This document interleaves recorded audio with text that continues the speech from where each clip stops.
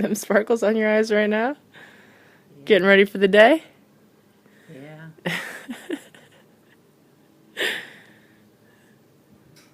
Who you gonna go see? You going on a date? Yeah. Yeah, you going on a date?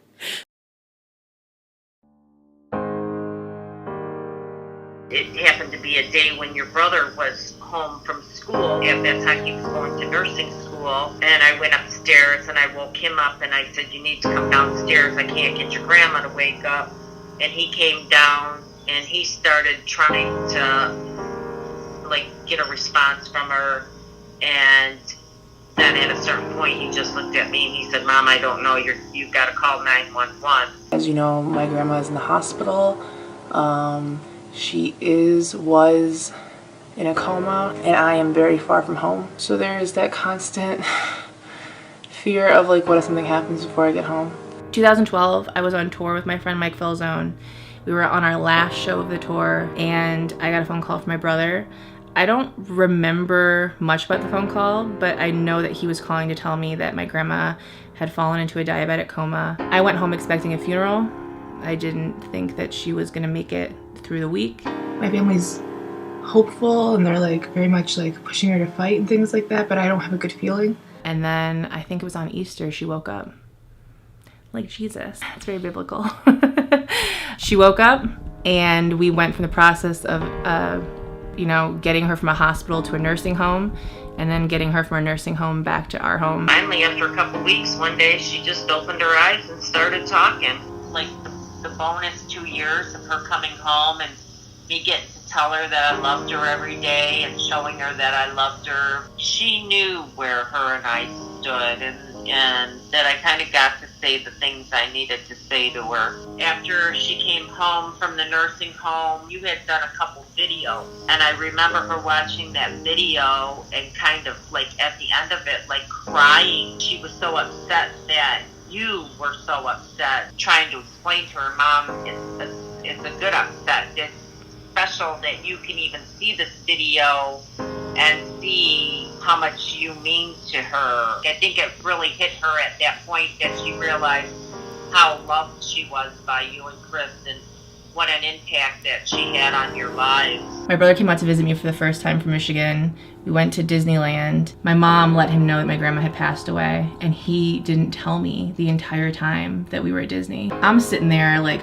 riding Dumbo and like eating churros and having a great time. When I called him and realized that you guys weren't at home, I kind of tried to tell him, this is what's going on, but you can't let your sister know. You got to make sure you guys get home. You kind of got to let her know. So we get home, my mom calls me, and I'm like, why is Mom calling me at 1 a.m.? And I just looked at my brother, and I knew why she was calling me at 1 a.m. I tweeted out, 2 weeks ago I lost the most important person in my life.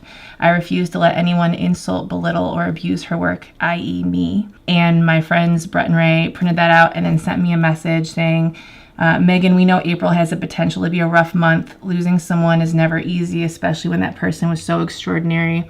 We're thankful your grandma Margaret had such an impact on you because you continue to have such an impact on everyone else. I don't read that too often, but I like to have it there. I used to go through it a lot more after her death, and now it's been a few years, I don't go through it as often, but I have this bag, and it kind of still smells like her. Ooh, it's like a dead grandmother haul. I have to joke so I don't cry, and so that when I cry, you remember that I'm great. Oh, this was from her funeral. In loving memory of Margaret Murphy. Look at that bad bench. A Valentine's Day card that she sent me. February 1st, 2012. It's a warm day, temperatures at 55 degrees, no snow. The little we got melted. Hope you are okay. Saw on TV some parts of New York is snowed in. I don't live in New York. I've never lived in New York. She's cute.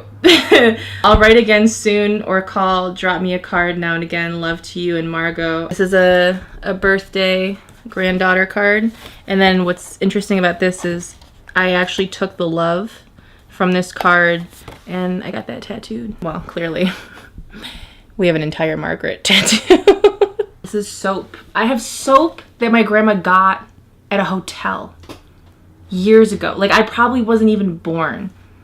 And I'm never going to use this soap. I don't know why. It's not like it particularly smells like her, but I have it because it was hers. It's so interesting. You keep all of these things that, you know, they're not necessarily important things. It's not anything that's valuable to anyone except for me, but it's just like little things that remind me of her.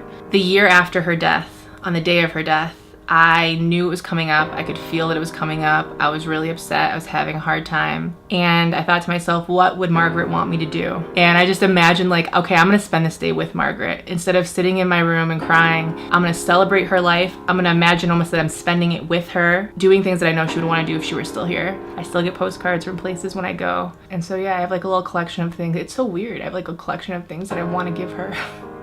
Hello. When we were on tour, I was getting all these postcards and things for her, and I just took my time not sending them out because I was like, when I get back, I'll have time to send them, and I didn't. I started using the hashtag A Day for Margaret and just chronicling everything that I was doing as I was doing it throughout the day.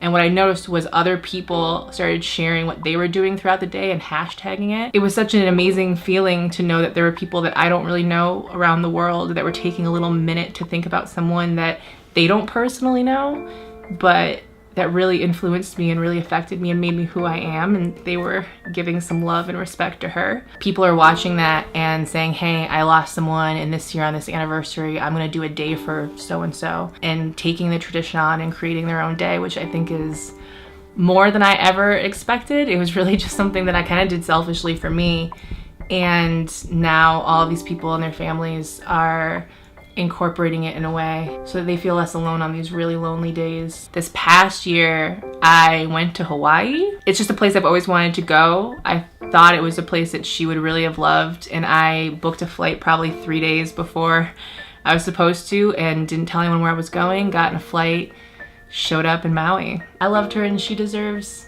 all of the days. If I could give her every day would be a day for Margaret. I think about her all the time. I think you were a big joy in her life. If you knew that she was listening, what would you tell her now? If you're listening, Mom, I love you.